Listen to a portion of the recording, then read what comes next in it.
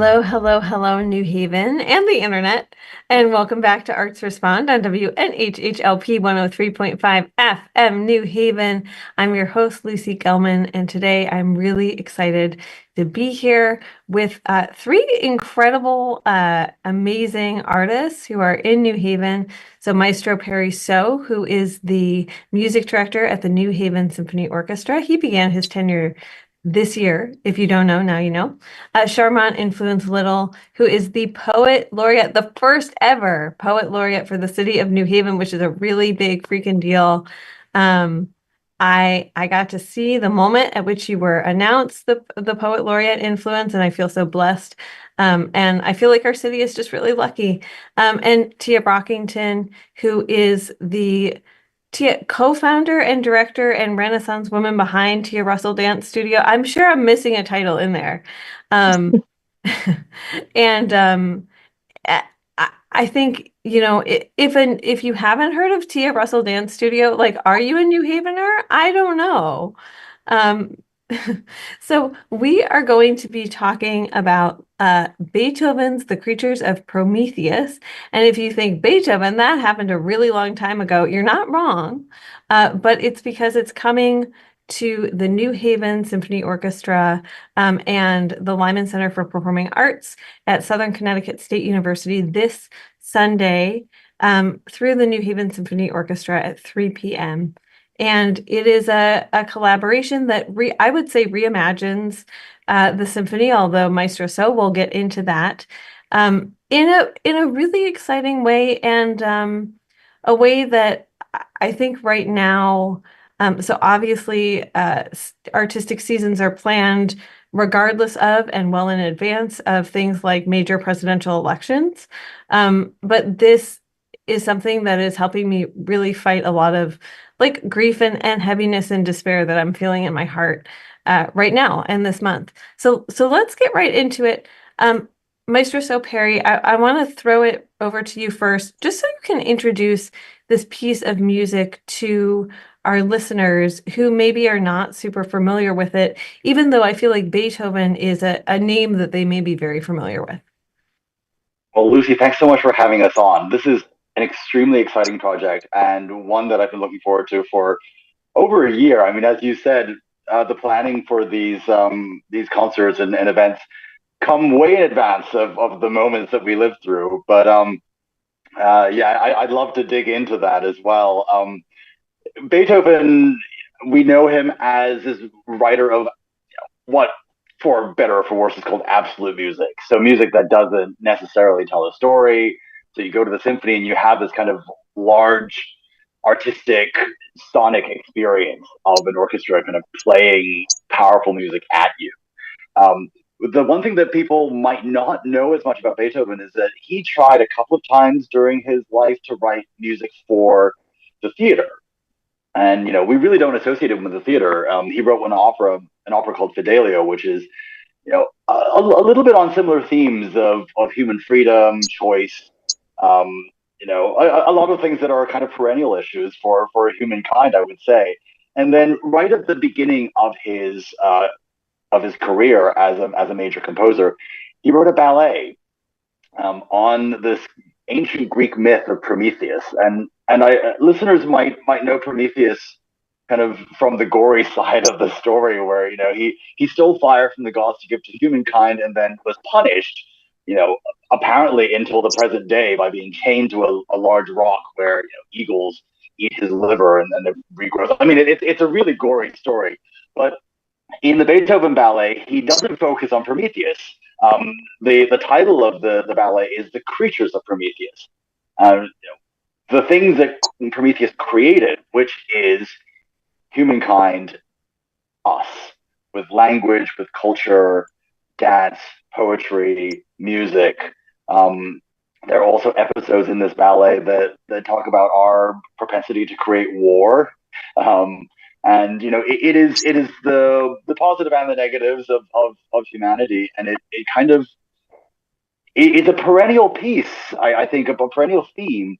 For some reason, this piece is never performed, and so when I looked at the possibilities in front of us for my first season here as music director.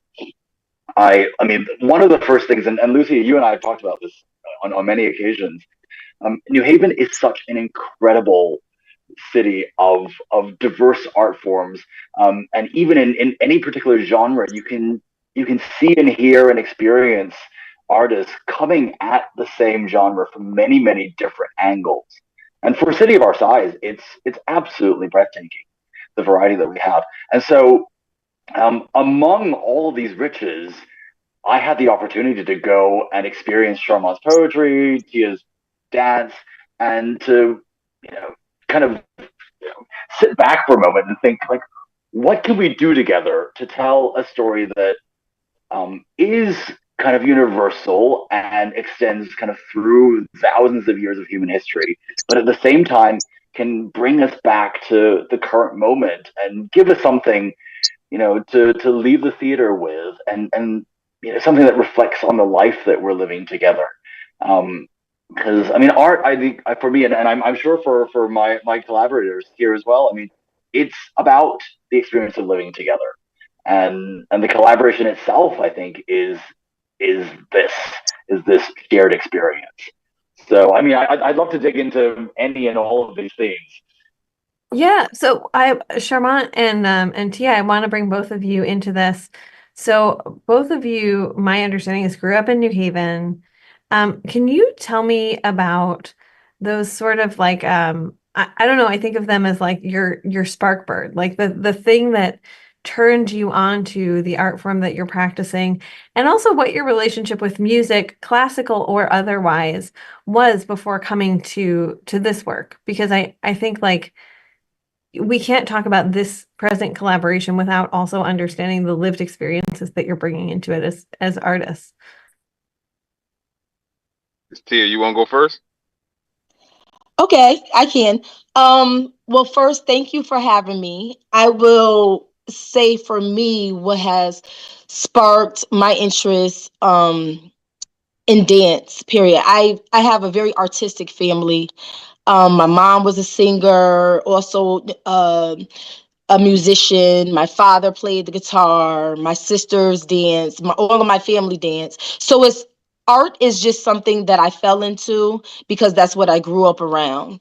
Dance has been the gateway, to open the door for my creativity, and I kind of ran with it. I have been teaching now for about 24, 25 years within my community. I worked at a couple of dance schools. I taught at some educational schools, like middle schools, high schools, over the years. And it's just something that I've loved. I had the experience of, working with even an artist on tour. This is when I was very young. So I've had kind of my feet in the field of dance for a while, but I love all arts. So like through the Tia Russell Dance, so we've had the ability to create a movie, to even we have over 50 something classes. So I'm kind of working on the music behindhand. So actually I'm in school for music now. I have a love for music, for arts,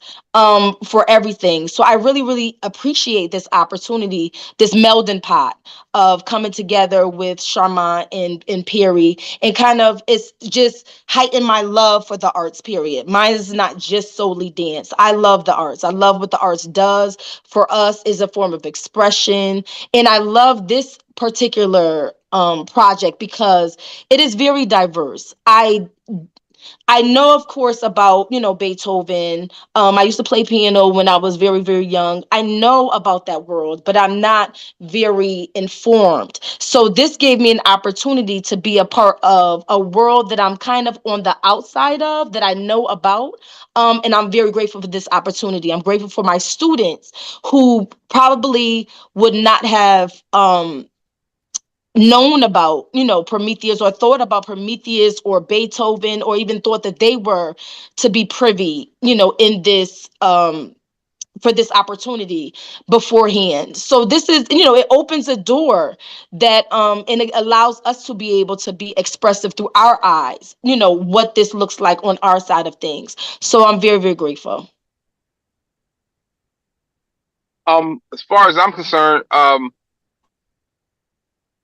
my dad was the reason for the spark my love in writing and poetry, because when I was younger, he didn't let us go outside during the week. So it was all about school and reading. My father was a Mason, and it was really big on Black culture. So I was in the house reading dictionaries and things like that Monday through Friday. Friday night we was able to go outside for Friday and Saturday. Sunday was back to it.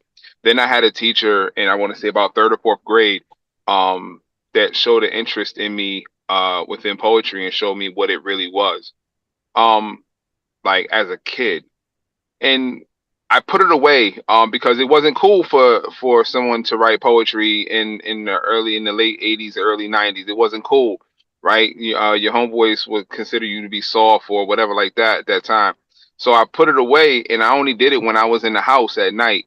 Lo and behold, my brother goes to college, and then I find he has a poetry book, and it sparked my love back up. This was over 20 years ago, so I was in my early 20s.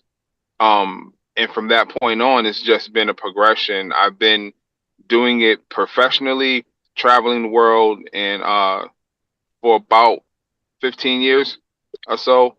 Um, Doing different shows here or there, teaching, writing curriculums for social emotional learning, because I'm also a nurse, tying them both together. So yeah, but New Haven has always been my inspiration. The struggle of my people here in New Haven, the struggle of young people, education. New Haven has always been the inspiration behind it. So I want to talk specifically about the work that you're bringing to this ba symphony ballet. I feel like I'm using the wrong terminology, Harry. Um, Yeah, I'm not really thinking about it as a ballet. Of course, it originated as a ballet, but this is kind of an exploration. I mean, okay, yeah, there's certainly a lot of dance, there's music, but it's all in the end tied together by Sharmont's poetry. yeah. So to call it simply a ballet like omits one of the major components of it. So I don't have a word for it yet, but maybe exploration. Yeah, so Sharmont, I would love to stick with you for a second and talk a little bit about the poetry you're bringing into this, and also, Tia, you made me think about this cultural phenomenon that we all experience because this is how white supremacy works and shows up in culture, right? Someone decided at some point that things like music, like genres of music, were for white folks. Especially, Beethoven is this old white European, probably cisgender, heterosexual, we don't know, dude, who I think like who people said, oh, only white folks can have ownership of him and of his work, um, which is BS. And I think we do this with genres of music. I mean, no, people need to look no further than Cowboy Carter, right, to see how certain musicians are not welcomed into the country canon, for instance. And Charmant, I think of how your work has named without ever having to use the specific word, white supremacy, and how it shows up in New Haven. Whether you're honoring Fred Harris, who inaugurated the Hill Parents Association, whether you're talking about your own childhood, whether you are reading a poem about working, like braiding your daughter's hair, doing your daughter's hair. Um, the you bring just like an awareness where people can't look away. And so tell me about some of the work that you're writing specifically and performing on Sunday for this, and sort of what inspired you, what of yourself you feel like you're bringing into it.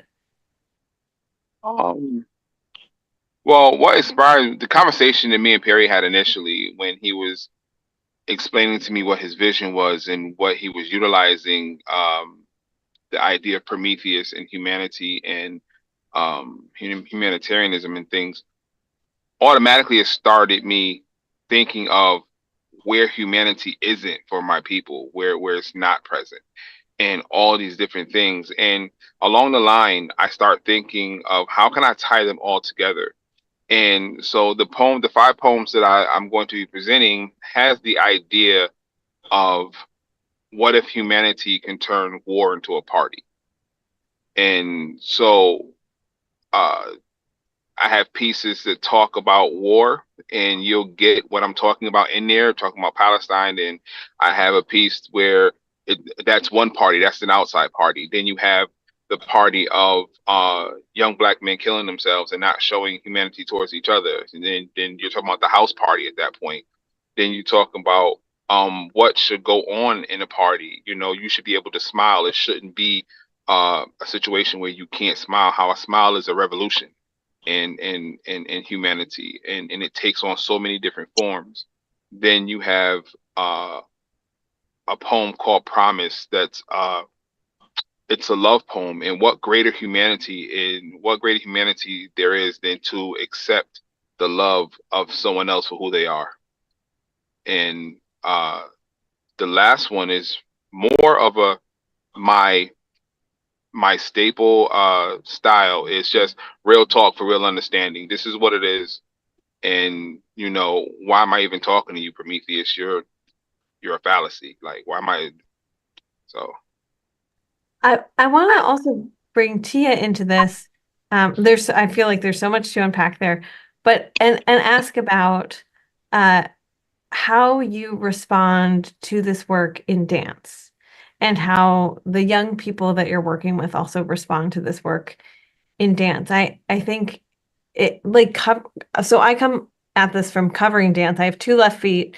It would be cruel to anyone for me to like I don't know, to dance in public.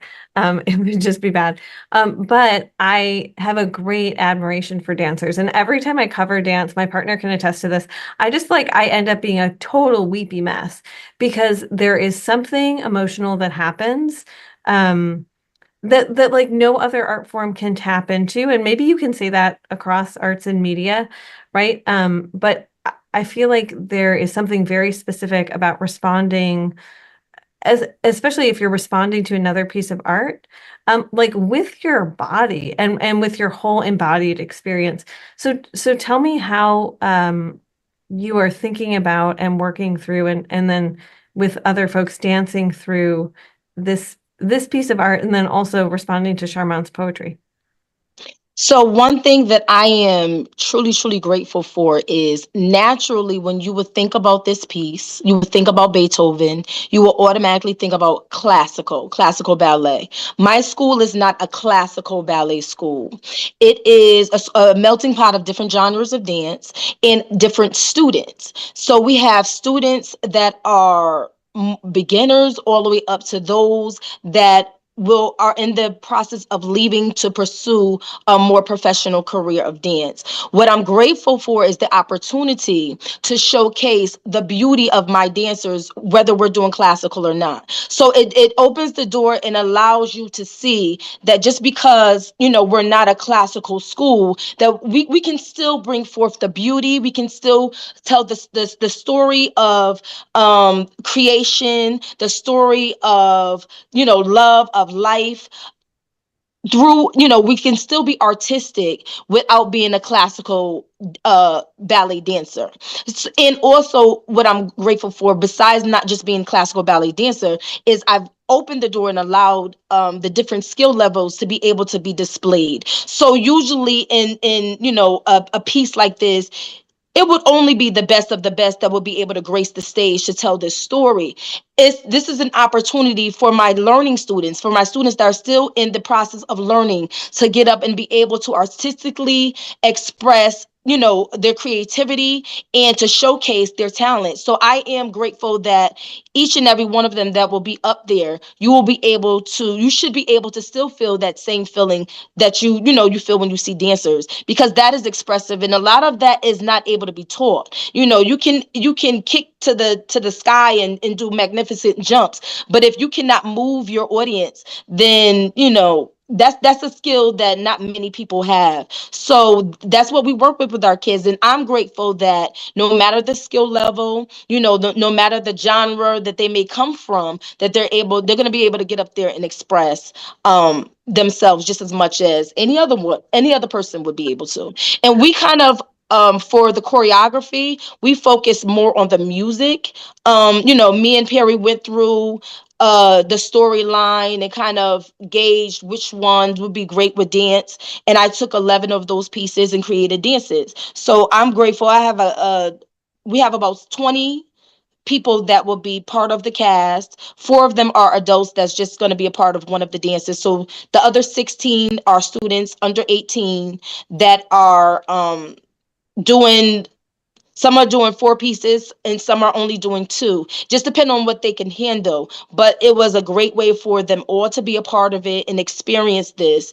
And, also to showcase, just because we're not doing classical ballet, it doesn't mean that we have to do majorette. We're capable of so much more that, I think the world displays right now when it even comes to dance. It's either or. It's either you're doing like I said, the classical ballet, or we're only capable of doing hip hop and majorette, and that's not true. We have so much Yeah, more to offer. I know. I'm wondering if you can talk a little bit about, as a dancer, about breaking down those barriers, because I see that and I hear that sometimes, or I'll even hear educators like in the New Haven public schools. I know that you're a co-op grad, Mhm. say, well, we start with ballet. That's sort of the foundation, and our students can't do other stuff until they do ballet.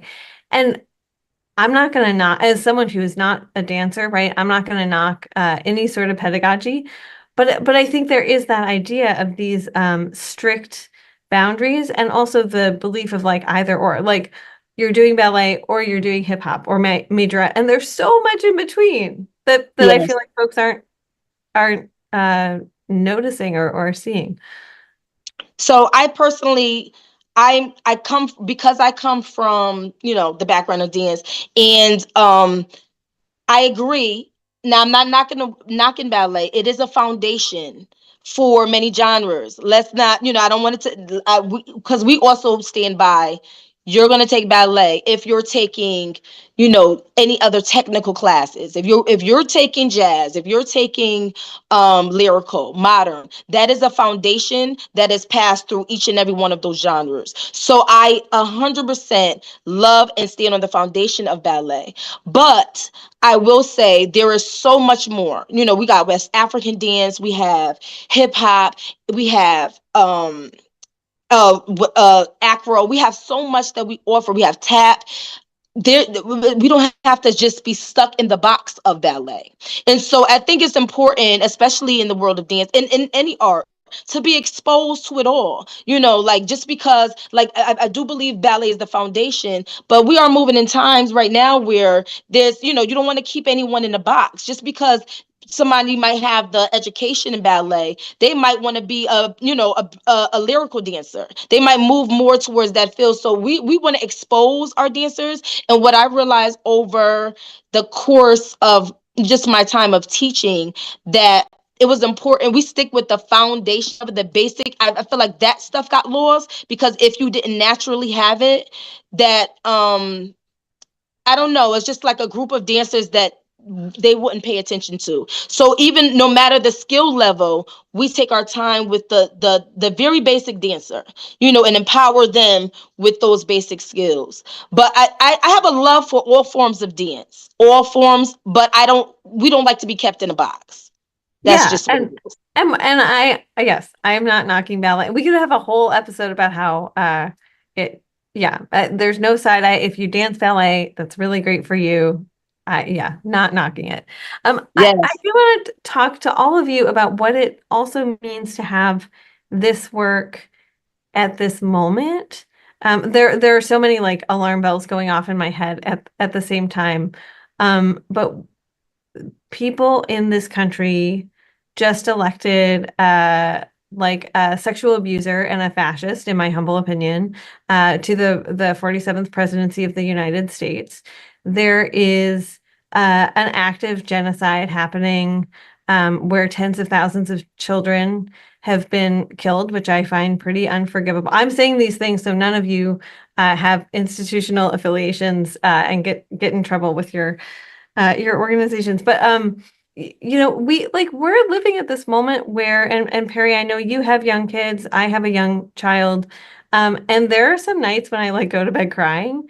So what does it mean to bring this work, I don't know, to the stage at this moment, to be thinking about and talking about humanity in difficult ways and messy ways and influence, you said it a little bit, we are a mess right now.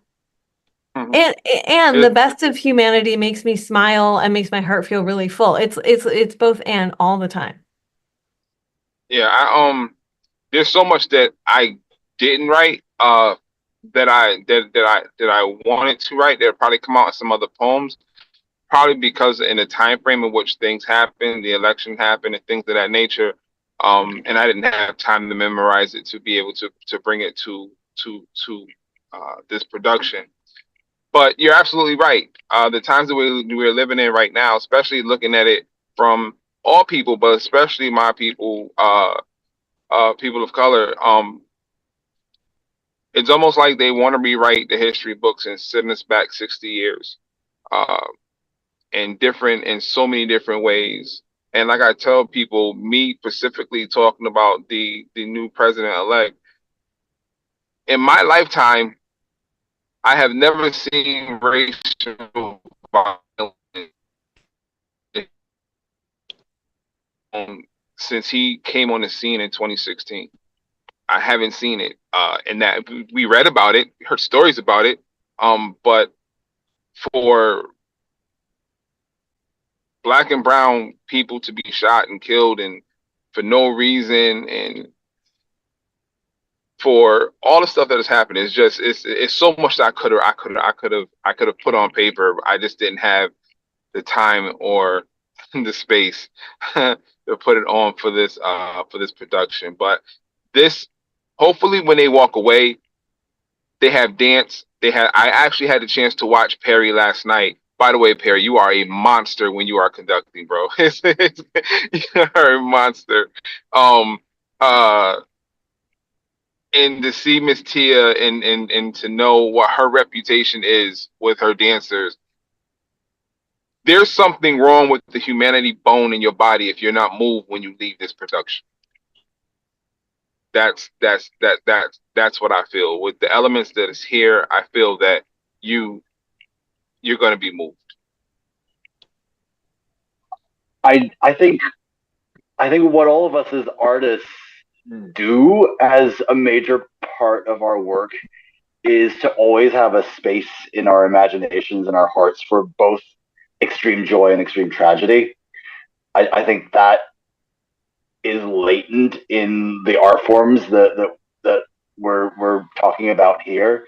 I mean, music we know, poetry we know, dance of course is the most visceral and the most physical and in a way the deepest, most profound of them, because it goes back to our very existence as corporeal beings. I mean, it's so. I mean, it would be a lie to say that we didn't somehow anticipate that there would be some moments that this piece of art seems to respond to. I mean, I don't think we were actively seeking to be the response, but knowing that whatever had happened, in these political times, um, there would be a lot to reflect upon, regardless of the outcome. And I think the collaboration has been, an incredible joy, because I get to sit there and hear Sharmont perform these poems, for the first audience. I mean, I was the first audience for these 5 poems, and I was entirely speechless. There was something that, I mean, timeliness doesn't even go to the heart of it. It Charmont's woven into his understanding and his presentation of the myth of Prometheus, something that is so fundamental to the way that we think about being humans. It's both universal and incredibly personal at the same time, and also going to see Tia work with her dancers and the beauty of the form, of the dancers and the patterns that she creates, and to think that these young dancers are capable of describing this age old 3,000-year-old story.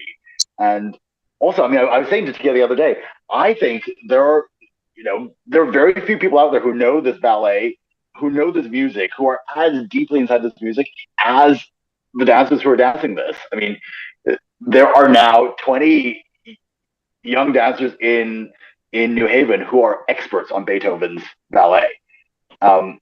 In a way that, if you sit up in a library or, teach it in the classroom, you never get as close to the content and the meaning of this. So, is it political? Yes, of course, all art is inherently and always political. But I think the joy of being able to do this together is that there are so many perspectives that are happening at the same time, and they don't cancel each other out.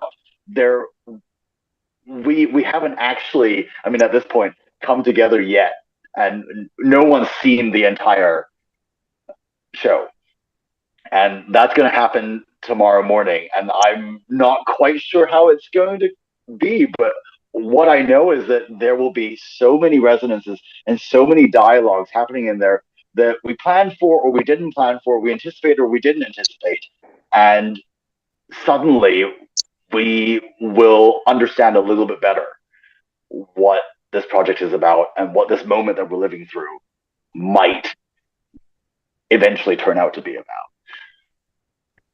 Yeah. Also, as we think about this, like, how are we meeting this moment? How are all of you meeting this moment? Because, Sharmont, like you said, in addition to being a poet and being a parent, you're also a healer. You're a nurse, right? And Tia, I think like the work of educators also is that sometimes you are feeling all the things. Like, you might be feeling some deep, heavy grief. You might have had a really frustrating moment, whether it's a conversation or something happened at home, and you have to somehow like put that aside or put it in a box and show up for the folks that you're working with, especially young people. We know that our young people have been dealt a very hard hand in the past, like, really in the past hundreds of years, but in the past 4 years with COVID. I think COVID has been very hard. What I've seen through reporting, especially in the schools, is that like, no one's okay, but young people are especially not okay. So how are we all meeting this moment, as artists, as educators, as healers, as humans? For me, that would be a whole nother hour session. I'm not going to get deep into it because I know we all have different beliefs, but it is absolutely 100% my faith that keeps me moving, that keeps me inspired. I know I have been chosen for the work that I do. I don't do it for money, and I feel like that's why we're blessed. Even, when COVID arose is when my husband and I took a turn with our business, and it is not. You would think that dance would be primary, but dance is secondary for us. The well-being of our students, the dancer, the full dancer is our priority. So, even when COVID happened, we started doing like group settings, talking to our children and finding out that they were dealing with a depression. Me and my husband both come from human service background. I used to work for the state. So this is part of our ministry, so to speak. So yes, my faith allows me to show up. My faith allows me to put, I don't carry a lot of the heaviness that many other people do because I lay it down. I don't carry it by myself. I understand that it's a bigger picture, that what I do is not solely about me. And so it's easier for me. I go through things like everyone else. You know, I go through grief, I go through stuff, but it's easy for me to put me down sometimes, to focus on the needs of the children. And I don't do it by myself, which is also helpful. So, you know, even with the burdens of what's happening in the world today, I feel like there's a lot of division, is a lot of divisiveness, it's a lot of it's a lot of people moved in their emotions, to be honest. And one thing I feel like with this particular piece, even if you're looking on this live, you can see diversity. You can see love. We have different diversity in our art background, diversity in our cultures. This is what the world is missing right now. We focus on a lot of things that do not matter. And if we can do what we're doing right now, you know, understand that there are differences, put them aside, and figure out what we do have in common, and come together and show love, because that is what everyone is really really missing, is love. And so through our arts, through our love for what we do, that is what is going to be the healing measure in it. That's what people can come and take away. Love, no matter what we look like, no matter, you know, our expertise. It is our love for what it is that we do that is going to bring healing, going to bring joy to those who are experiencing it. And that's what this world needs, you know, despite what's happening, is to love. No, not so much division and I'm right, you're wrong, and this person is. No, love. That's the bigger picture here. Yeah, I second that. For me, utilizing my art, one of the biggest things that hit me really hard was watching at that time my daughter, who was going from her freshman to her sophomore year, miss a year and a half of school, and watch her um, socially decline and not have certain social skills to be able that she needs now, being in her 20s. She missed interactions and different things like that that she would have had. Watching her fueled my business at that time, because it now focuses, as I said, on social emotional learning and how to stand up and deliver, how to be able to express how you're feeling instead of holding it in and thinking that no one is listening. I provide young people with an art form that they will they can utilize, and everyone listens when you stand up and speak poetry. Like, you have the entire room's attention at that time. So I also teach them it's a responsibility for you to be honest with yourself and what you're feeling and what's going on, for you to tell the absolute truth about what's happening. Um, and to me, that's the biggest thing that the young people that I help um take away. And I even had one young lady, uh, she was pre-pandemic, but she went to law school, and she told me one of the greatest things that helped her write her closing arguments into deliver room was my spoken word classes. And like, that's like one of the greatest things, that she could have ever told me. Giving kids the opportunity to show what they're, as I say, you're gonna show your greatness one way or another. So that's what it means to me. But That's really unfortunately, beautiful. uh, I need to step away for 1 second, Of course. and then I'll come back. I'll be able to come back. Sure. All right, thank you. Yeah. That anecdote about the young lady being able to write her, I'm gonna cry after this. It's okay. I cry all the time. It's very healthy. Everyone should have a practice where they are in touch with their big feelings. Perry, also, how are you meeting the moment? I know you have littles at home, and also you just made the move back to Connecticut. So you've been navigating a lot of like big life transitions with a world that's, to me at least, sometimes often feels upside down. It's been very interesting watching my daughter, who was born in June 2020, navigate a world that has entirely changed actually over the course of 4 years. So, we barely saw anyone for that first year of COVID. And whether you want to call it a scar or there's some shadow of it still remaining. Her social interactions are probably different from what they would have been. But at the same time, that's, she's also thriving. And so it's the possibility to keep these two things, the side where we're concerned about whether she is becoming the wonderful social being that we know she can be.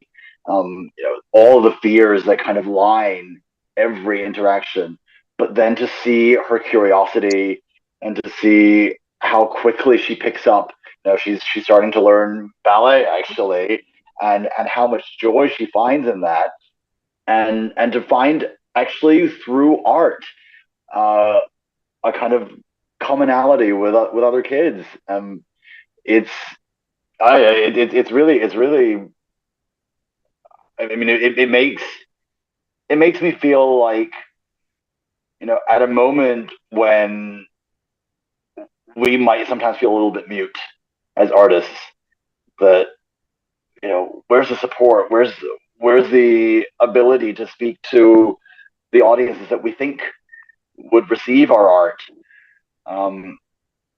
But to then see this happen in the mind and the body of a young child is such a sense of understanding for me that we have to continue with this work, because how do you know that you're not going to touch someone, even if you didn't set out to be there at that time when they cross your path, right?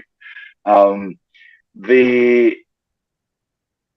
Yeah, and the big move. I mean, it's been really eye opening. I mean, especially kind of studying the maps after the election, kind of understanding how, this very large, diverse, and complex country, nonetheless, is such a mystery, to me, and I'm sure to many others. And I think in many ways we're very lucky to be where we are. I I don't know that I mean, I have been incredibly lucky being Asian and haven't had the experiences that I've had to be given the opportunities that I've been given. But just because it's happened for me doesn't mean that the world is somehow right. And and looking at it through the the future that I anticipate for my children, I feel a lot of uncertainty. Um, and I mean, part of creation is, of course, to try to imagine that future, and try to create in our very small way in an auditorium, this Sunday, a future that we think we might want to live in. But to turn it into reality is something that is, magnitudes, much larger than where we are. But we have to start somewhere, and this is why I wanted, in my first season at the New Haven Symphony, to create these dialogues and collaborations where this is not the end point. Sunday is by no means the end point of this dialogue that Tia and Sharmont and I and our, various institutions are having. This is the beginning of the prelude, is what I hope, and that we will find a way in this artistic community, to tell stories that, that really come from the lived experience of our neighbors and of the people that we encounter every day.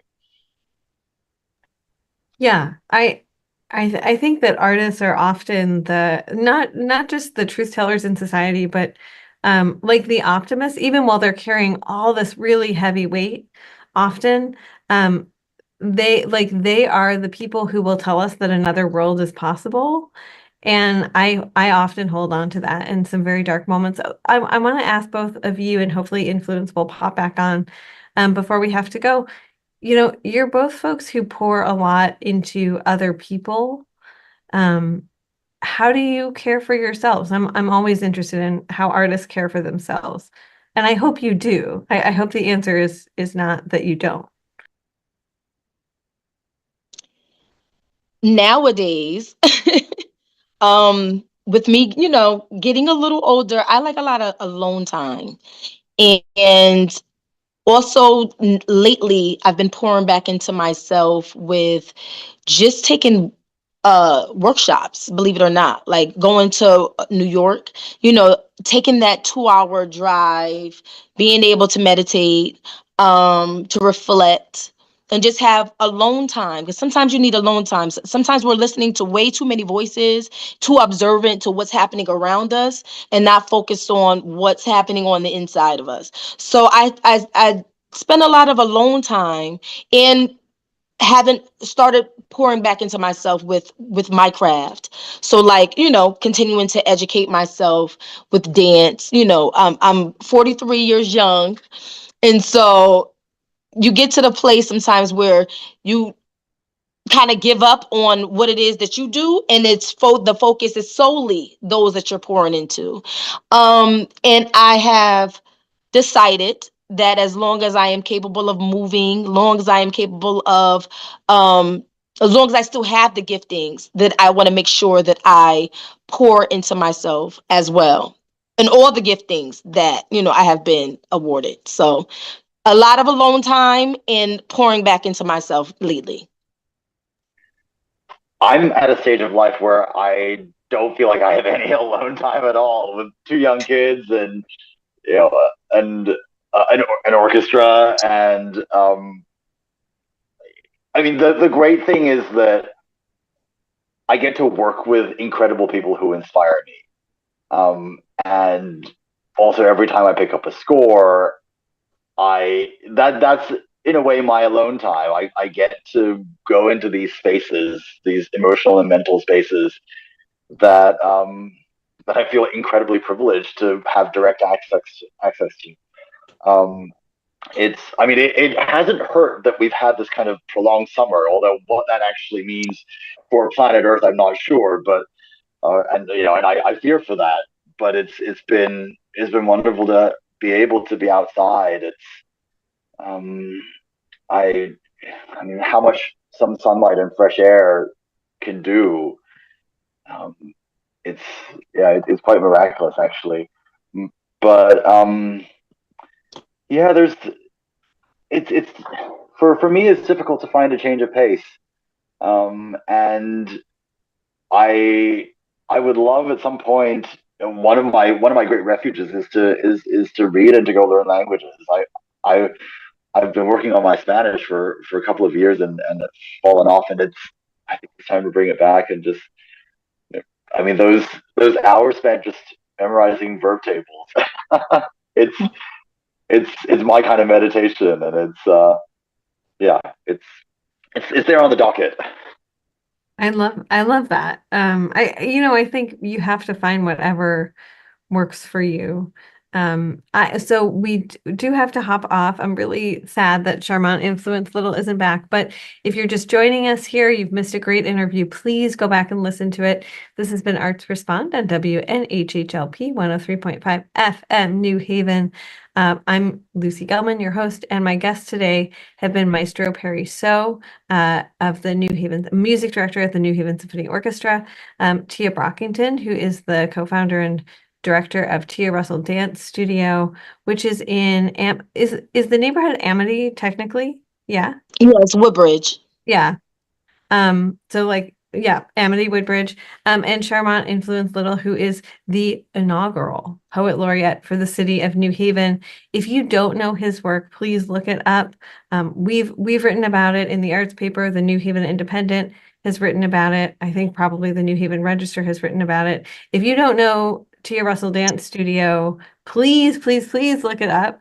And if you don't already have tickets for the performance of The Creatures of Prometheus at the Lyman Center for the Performing Arts, which is at SCSU, Southern Connecticut State University, this Sunday, November 24th at 3 p.m., I don't know what you're doing Sunday afternoon, because this is the thing that you should be at.